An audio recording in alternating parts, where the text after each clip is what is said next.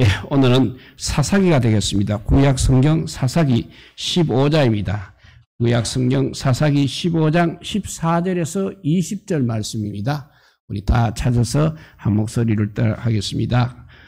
사사기는 모세오경 다음에 여호수아 다음에 사사기가 나옵니다. 387페이지가 사사기 15장이 되겠습니다. 15장 14절에서 20절 말씀이 387페이지. 모세오경 지나서 그 다음에 여호수아 역사서에서 여호수아서 다음에 사사기 있습니다. 사사기 15장 14절에서 20절 387페이지 우리 다 찾아서 함께 읽도록 하겠습니다. 사사기 15장 14절에서 20절 찾았으면 같이 읽겠습니다. 삼손이 레히의 이름에 블레셋 사람들이 그에게로 마주 나가며 소리 지를 때 여호와의 영이 삼손에게 갑자기 임하시매 그의 팔 위에 밧줄이 불탄 삼과 같이 그의 결박되었던 손에서 떨어진지라. 삼손이 나귀의 새 턱뼈를 보고 손을 내밀어 집어들고 그것으로 1000명을 죽이고 이르되 나귀 턱뼈로 한 더미 두 더미를 쌓았으며 나귀 턱뼈로 내가 1000명을 죽였도다 하니라. 그가 말을 마치고 턱뼈를 자기 손에서 내던지고 그것을 라맛네이라 이름하였더라. 삼손의 짐이 목이 말라 여호와께 부르짖어 이르되 주께서 종의 손을 통하여 이 큰 구원을 베푸셨사오냐. 내가 이제 목말라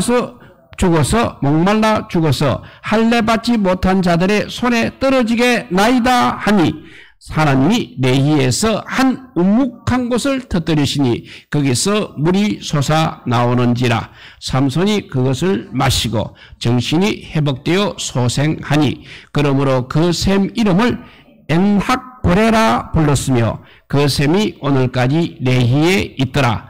블레셋 사람의 때에 삼손이 이스라엘의 사사로 20년 동안 지냈더라. 아멘. 네. 여기서 레히라는 곳에 이르렀다고 했습니다. 삼손이 레히가 무슨 말인가 하면 레히에 이르렀고 레히에 이르렀다 했고 그 다음에 보면 15절에 가면 나귀의 새 턱뼈라고 했습니다. 이 턱뼈가 바로 발음이 레히라고 나옵니다. 그래서 밑에 보면 그곳 이름을 나하레이라 했습니다. 나하레이는 턱뼈의 언덕. 그러니까 턱뼈를 가지고 1000명을 죽이고 턱뼈의 언덕을 만들었다는 것입니다. 그리고 또 나귀하고 나귀의 턱뼈로 한 더미 두 더미를 쌓았으며 했는데 이 나귀라는 단어의 음하고 이 더미 무더기라는 이 더미의 음이 동음 이어입니다. 글자는 틀리지만 뜻은 틀리지만 음은 같다고 합니다. 그리고 밑에 나오는 그 샘 이름을 엔학고레라 불렀습니다. 그러니까 이 엔학고레가 부르짖는 자의 샘이라고 그렇게 풀이가 됩니다. 이렇게 하나님의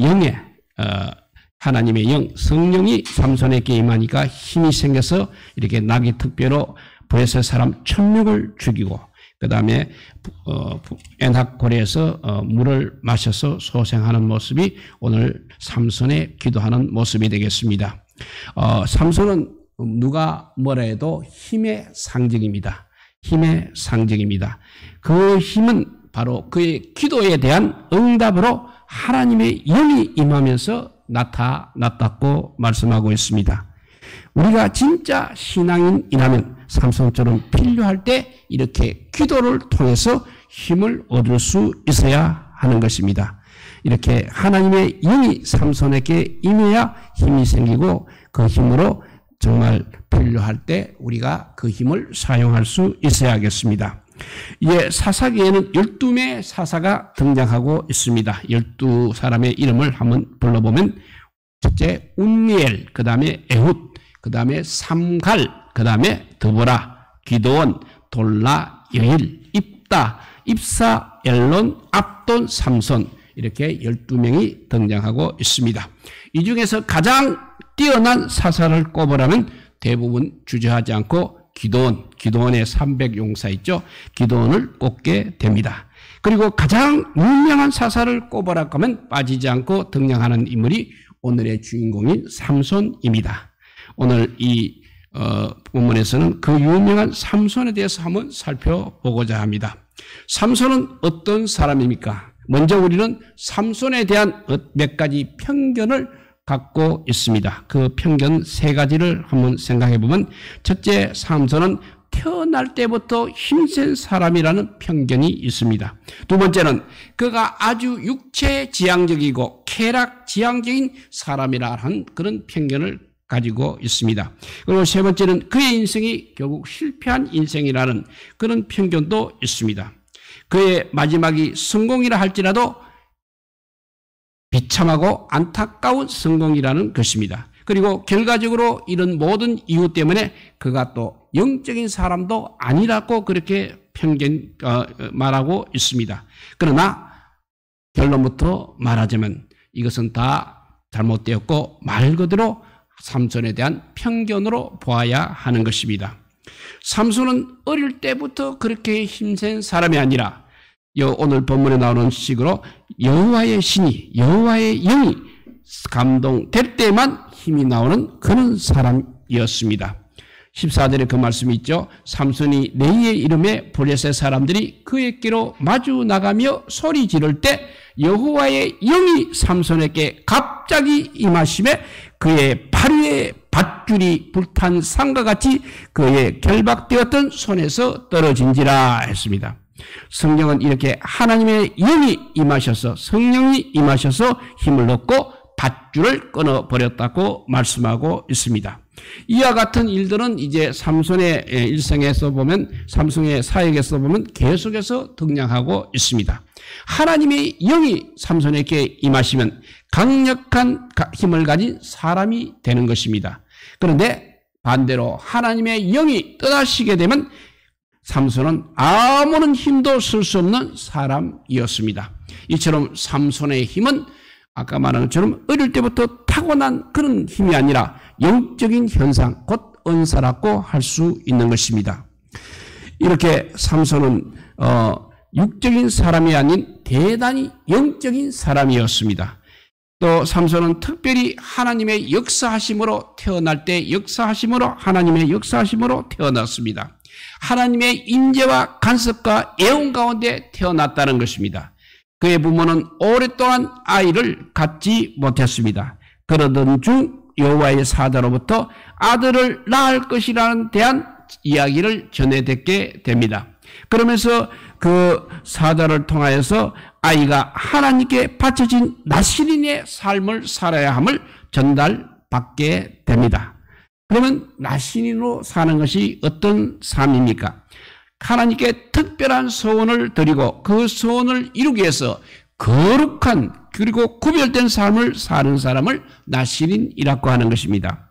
그런데 그 구별된 삶, 거룩한 삶을 위해서 지켜야 할 세 가지가 있습니다.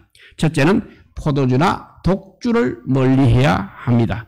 두 번째는 시체나 부족한 것을 가까이 하지 말아야 합니다. 그리고 세 번째는 머리에 삭도를 대지 말아야 합니다. 그래서 삼손은 태어날 때부터 하나님께서 지정하신 나시린이었습니다. 이스라엘을 구원하기 위해서 특별히 블레셋으로부터 구원하기 위한 사사로 세워진 나시린이었습니다. 그래서 삼손은 평생 구별된 삶을 살아야 했던 것입니다. 우리는 보통 삼손의 힘이 머리카락에서 나온다고 했습니다. 그래서 머리카락을 자르는 밤에 힘을 잃었다가 머리카락이 다시 자라자 힘이 생겼다고 그렇게 알고 있습니다. 그렇지 않다는 것입니다. 삼손의 힘은 절대 머리카락에 있지 않습니다. 그렇다면 왜 머리카락을 잘랐을 때 그가 힘을 잃었습니까? 이는 나시린의 서원을 어겼기 때문에 힘을 잃었습니다. 머리카락이 잘리는 순간 하나님의 영이 떠났기 때문에 그렇게 힘을 잃고 말았던 것입니다. 삼손하면 또 두 번째는 함께 거론되는 이름이 바로 들릴라라는 여자입니다. 이 들릴라를 통해서 우리는 삼손이 여자를 좋아하는 호색한 이였다고 생각하는 경향이 있습니다. 그러나 초기 브레셋을 공격하기 위한 작전, 다시 말하면 삼손의 사역이 바로 그런 것이었습니다. 이에 관한 말씀이 사사기 14장 14절에 기록이 되어 있습니다. 사사기 14장 14절을 읽어보면 그때 브레셋 사람이 이스라엘을 다스린 까닭에 삼손이 틈을 타서 브레셋 사람을 치료함이었으나 그의 부모는 이 일이 여호와께로부터 나온 것인지를 알지 못하였더라 했습니다. 삼손이 브레셋 여자하고 이제 결혼하겠다고 하자 부모가 반대를 하게 됩니다. 그런데 성경은 이 삼손이 브레셋 여자하고 결혼하겠다는 것이 바로 여호와께서 나온 것이라고 말씀하고 있습니다. 왜냐하면 삼손은 기회 있을 때마다 이런 논리를 만들어서 이런 이유를 만들어서 가면서 브레셋 7년은 꼬투리를 잡았던 것입니다. 물론 나중에 거꾸로 또 들릴라에게 빠진 것은 그야말로 실수였습니다. 그러나 들릴라에게 간 것도 처음부터 우리가 육적인 목적으로 갔다고 보기에는 좀 어렵습니다. 그 과정이 정말 너무나 위험하고 결국 그가 무너졌지만 여인들과의 이야기는 결코 그의 타락이 아닌 하나님의 사역이라고 우리는 보아야 할 것입니다. 그런데 제일 중요한 것은 무엇이냐면, 무엇보다도 중요한 것은 무엇인가 하면 삼손은 다른 어떤 사사보다 더 깊이 기도하던 사람이었다는 사실입니다. 이것을 우리가 눈여겨보아야 할 모습인 것입니다.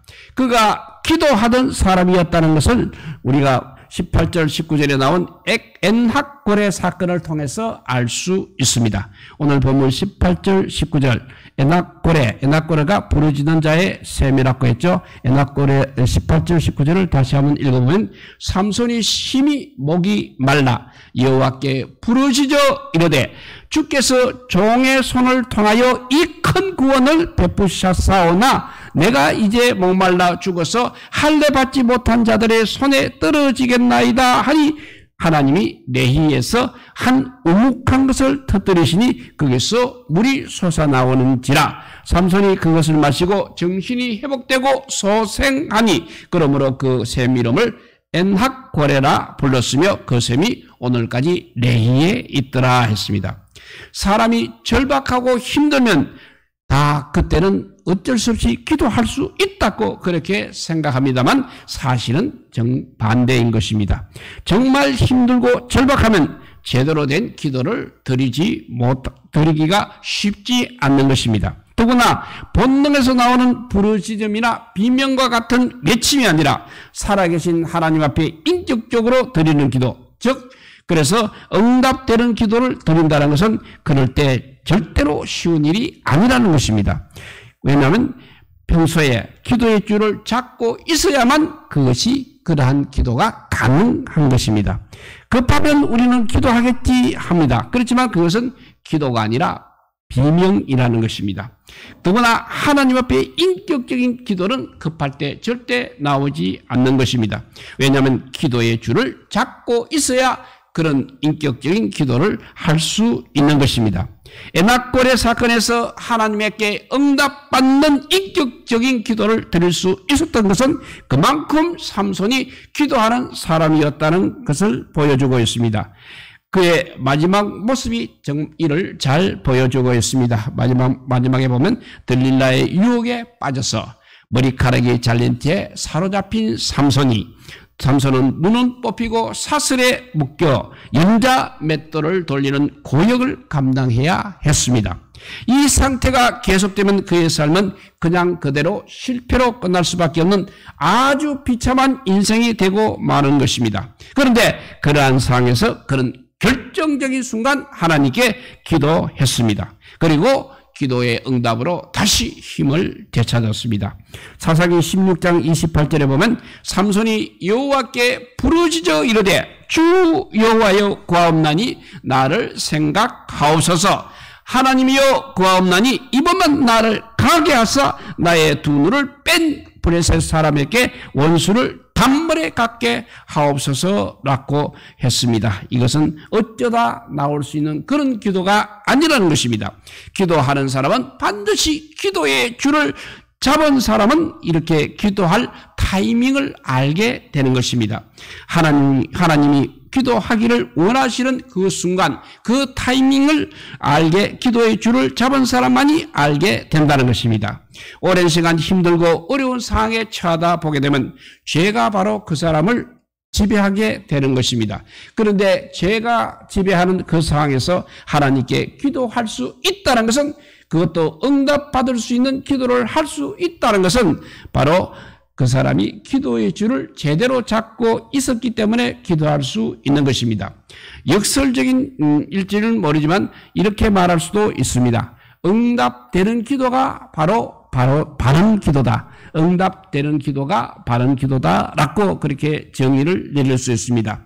우리가 하는 기도가 바른 기도라면 우리 하나님께서는 반드시 응답하신다는 이야기입니다. 그렇기 때문에 응답되는 기도가 바른 기도인 것입니다. 만일 우리가 기도했는데 응답이 없다면 그것은 어쩌면 잘못된 기도일 수도 있다는 것입니다. 물론 우리가 응답이 꼭 우리가 원하는 대로 그렇게 오는 것은 아닙니다. 때로는 기다리라고, 때로는 은혜가 너에게 족하다고, 때로는 지금 잘못 너가 구하고 있다고 응답하시기도 하는 것입니다. 또 때로는 어떤 특별한 응답이 없을지라도 기도하는 것 자체가 또 응답임을 깨닫게 하심으로 응답하시기도 하십니다. 삼손은 바로 그런 응답받는 기도를 한 것입니다. 그러면 삼손의 기도에 대한 비밀에 대해서 한번 살펴보도록 하겠습니다. 삼손의 기도에는 우리가 반드시 알아야 하고 또 붙잡아야 하는 아주 영적인 중요한 비밀이 담겨져 있습니다. 그리고 그에 따른 축복도 역시 들어 있습니다. 왜냐하면 이는 기도 가운데 그가 힘을 얻는다는 데 있는 것입니다. 이는 가장 실제적인 이야기가 되겠습니다. 삼손이라고 하면 누가 뭐래도 그는 힘의 상징인 것입니다. 삼손의 힘은 그의 기도에 대한 응답으로 하나님의 영이 임하면서 힘이 나타났습니다. 우리가 진짜 신앙인이라면 삼손처럼 필요할 때 이렇게 기도를 통해서 힘을 얻을 수 있어야 하는 것입니다. 기도한 후 더 지쳐서 맥이 빠진다면 그것은 제대로 한 기도가 아닐 것입니다. 죽을 것 같은 마음으로 기도에 들어갔다가 기도가 끝나는 순간 힘을 얻고 할렐루야 찬양하면서 일어나는 것이 바로 기도인 것입니다. 캄캄한 마음으로 갔다가도 또 기도가 끝나고 나면 앞길이 환하게 보이는 것처럼 그렇게 뛰어나가는 것이 기도인 것입니다. 그러면 구체적으로 기도하면 어떤 힘을 얻을 수가 있겠습니까? 첫째, 우리가 사명을 감당할 수 있는 힘을 얻게 됩니다. 첫째로 소명으로 받은 사명을 감당할 수 있는 힘을 얻게 되는 것입니다. 하나님은 우리 모두에게 소명을 주셨습니다. 하나님의 소명, 즉 하나님의 부르심, 이 없는 사람은 아무도 없습니다. 우리가 신앙인이라는 것은 바로 하나님의 소명 앞에 다 응답했다는 것을 말하는 것입니다. 그런데 때때로 우리가 그렇게 소명대로 살지 못합니다. 순종했음에도 그것을 감당할 만한 힘이 없기 때문에 그렇게 살지 못하는 것입니다. 그럴 때 필요한 것이 바로 기도라는 것입니다. 기도 가운데 능력이 나옵니다. 기도 가운데 역사를 감당할 만한 힘이 나오는 것입니다. 눈 감으면 확신이 오고 눈 뜨면 의심이 시작된다는 말이 있습니다. 의심하는 마음이 계속 된다면 눈을 감으시기 바랍니다. 답은 그것밖에 없는 것입니다. 기도하게 되면 하나님이 그 일을 감당할 힘을 주십니다. 부르신 분이 힘을 주시는 것입니다. 삼손을 정말 삼손 되게 하신 하나님의 능력은 그가 기도할 때 임했다는 것입니다. 이렇게 기도는 사명을 감당할 수 있는 힘을 주십니다. 두 번째는 기도는 어렵고 힘든 상황에서 헤쳐나갈 힘, 곧 이길 힘을 주십니다. 고난이 진짜 무서운 것은 아프기 때문이 아니라 지치기 때문인 것입니다. 고난이 진짜 무서운 것은 아프기 때문에 무서운 것이 아니라 지치기 때문에 무서운 것입니다. 고난이 정말 힘든 것은 통증이 심해서가 아니라 이길 수 없다는, 또 힘을 다 잃어버려 버틸 수 없다는, 그리고 또 감당할 수 없다는 절망 때문에 고난이 힘든 것입니다. 고난이 정말 힘든 것은 바로 절망 때문인 것입니다. 그래서 무너지고 패배하고 죽는 것입니다. 성경은 이런 상황을 해산에 비유해서 이렇게 말씀했습니다. 이사야서 37장 3절 말씀입니다. 그들이 이사야에게 이르되 히스기야의 말씀에 오늘은 환난과 책벌과 능욕의 날이라. 아이를 낳으려 하나 해산할 힘이 없음 같도다 라고 했습니다. 아이를 낳지 않으면 아이도 죽고 산모도 죽게 됩니다. 그런데 낳을 힘이 지금 없습니다. 정말 답답한 상황입니다. 능력이 없어 거기서 그냥 무너지고 쓰러지는 것입니다. 그런데 그때 기도하며 하나님께 힘을 달라고 부르짖으면 하나님께서 반드시 무너지지 않고 버틸 수 있는, 그리고 견딜 수 있는 힘을 주십니다. 그 속에서 다시 한번 기도할 수 있는 힘을 허락해 주시는 것입니다. 하나님께서는 부르짖을 때 절대 우리를 외면하지 않으십니다. 우리의 삶의 고난의 바닥을 기도 가운데서 쳐야 하는 것입니다. 수월의 뱃속에까지 들어갔던 요나가 경험했던 것처럼 마지막 바닥은 바로 기도 가운데 쳐야 하는 것입니다. 끝난 것처럼 보이지만 기도하면 이제 바닥을 치고 다시 올라올 수 있다는 것을 기억해야 할 것입니다. 고난당하고 힘들고 어려울 때 그 고난에서 이길 수 있는 힘은 바로 하나님만이 주실 수 있는 것입니다. 이것은 예외가 없습니다. 이렇게 기도하면 사명을 감당할 수 있는 힘을 얻게 되고, 또 이길 수 있는 힘든 상황을 헤쳐나갈 수 있는 이길 힘을 주십니다. 세 번째, 또 일어설 수 있는 새 힘을 주십니다. 참된 신앙생활을 하다 지쳤을 때 일어설 수 있는 힘은 기도함으로써 주시는 것입니다. 기도함으로 얻을 수 있는 힘 중에 이것이 제일 중요합니다. 삼손을 한번 보십시오. 그가 마지막에 잡혀가는 중이었습니다. 그러나 그때도 하나님을 의지했습니다. 그러다가 브레셋 사람들이 몰려오는 순간 하나님의 영이 임하자 자신을 묶은 줄을 끊어버리고 나귀 특별을 가지고 브레셋 사람 1000명을 쳐 죽였습니다. 그리고 나서 자신도 지쳤습니다. 엄청난 사역을 했습니다. 그런데 너무 지쳐서 그 사역을 미처 마무리하지 못하고 오히려 죽게 생긴 것입니다. 신앙으로 잘 이렇게 시작했어도, 하나님의 뜻에 따라 비전을 받고 기도하며 잘 시작했어도 지칠 수는 있는 것입니다. 아니, 지칠 수밖에 없을 것입니다. 이건 왜냐하면 영적인 싸움이기 때문입니다. 이는 또 우리에게 오는 일종의 마지막 공격과 같은 것이기 때문에 그렇습니다. 그런데 그때 필요한 것이 무엇이겠습니까? 바로 기도라는 것입니다. 기도를 통하여서 우리는 놀라운 소생을 경험하게 될 것입니다. 마지막 18절 19절을 다시 한번 읽어보면, 삼손이 심히 목이 말라 여호와께 부르짖어 이르되 주께서 종의 손을 통하여 이 큰 구원을 베푸사오나 내가 이제 목말라 죽어서 할례 받지 못한 자들의 손에 떨어지겠나이다 하니 하나님이 내 위에서 한 우묵한 것을 터뜨리시니 거기서 물이 솟아 나오는지라. 삼손이 그것을 마시고 정신이 회복되어 소생하니 그러므로 그 샘 이름을 에낙고레라 불렀으며 그 샘이 오늘까지 레히에 있더라 했습니다. 에낙고레라는 말은 아까 말한 대로 부르짖는 자, 기도하는 자의 셈이라는 뜻입니다. 그렇습니다. 우리 하나님이 바로 에낙고레의 하나님이십니다. 살면서 힘들 때, 특히 하나님의 사역을 감당하다가 지쳤을 때, 하나님 정말 제가 목마릅니다, 제가 지쳤습니다, 제가 힘이 없습니다 라고 부르짖게 되면 우리 하나님께서 반드시 응답하십니다. 우리의 삶과 심령의 샘이 솟으면서 거기서 우리의 영혼을 소생시키는 힘을 주시는 것입니다. 에낙고레의 하나님은 지금도 살아 계십니다. 지금도 응답하고 역사하십니다. 우리 주변에 있는 내의 우묵한 것은 바로 하나님께서 원하실 때마다 언제든지 터져서 샘이 될 것입니다. 그 물에 힘을 얻고 소생하면서 맡기신 일을 감당하는 이것이 바로 우리 하나님의 기도의 응답인 것입니다. 기도 가운데 힘을 얻는 사람, 이것이 바로 성경의 역사 속에서 가장 힘센 사람이었던, 그리고 그 힘을 가지고 하나님께 영광을 돌리며 그 역사를 감당했던 삼손의 이야기인 것입니다. 우리도 그렇게 기도할 수 있어야 하겠습니다. 기도 가운데 힘을 얻고 기도를 통해 사명을 감당하고 또 모든 고난을 이기고 주신 사역을 끝까지 마무리하여 승리할 수 있는 것입니다. 그러기 위해서 우리도 기도 가운데 힘을 얻는 삶이 되어야 하겠습니다. 주님께 기도하시기 바랍니다. 우리를 소생시키는 하나님의 은혜를 반드시 경험하게 될 것입니다. 다시 한번 삼손의 기도를 한번 살펴본 첫째는 사명을 감당할 수 있는 힘을 얻는 기도를 했습니다. 어려움을 이길 수 있는 힘을 얻는 기도였습니다. 일어설 수 있는 새 힘을 얻는 기도였습니다. 기도하게 되면 하나님께서 반드시 그 사역을, 그 사명을 감당할 힘을 주십니다.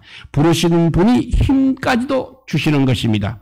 삼손을 정말 삼손되게 하신 그 하나님의 능력은 바로 기도할 때 임했다는 것을 늘 기억하시고 기도로서 이런 응답받는 우리 모두가 되시기를 주님의 이름으로 축복드립니다. 기도하겠습니다. 사랑의 하나님 감사합니다. 정말 우리가 지금 이 시대에 살게 되었습니다. 어려운 시대에 살게 되었습니다. 기도하였어야 새 힘을 얻고 다시 일어설 수 있는데 모두들 기도할 힘조차 없어서 이 자리에 오지 못한 것 같습니다. 이 자리에 올라온 우리 성도들에게 오늘 이 기도하는 시간에 기도할 때마다 기도의 제목을 하나님 앞에 올릴 때마다 새 힘을 허락하여 주시옵소서. 사명을 감당할 수 있는 힘을 주시옵소서. 어려움을 이길 수 있는 힘을 주시옵소서. 일어설 수 있는, 소생할 수 있는 힘을 주시옵소서. 그래서 하나님의 우리의 기도를 들으시고 우리에게 힘을 주신다는 것, 능력을 베풀어 주신다는 그 기쁨을 가지고 돌아갈 수 있는 우리 모두가 되게 하여 주시기를 간절히 빌고 오나올 때 우리 구주 예수 그리스도 이름으로 기도드리옵나이다. 아멘.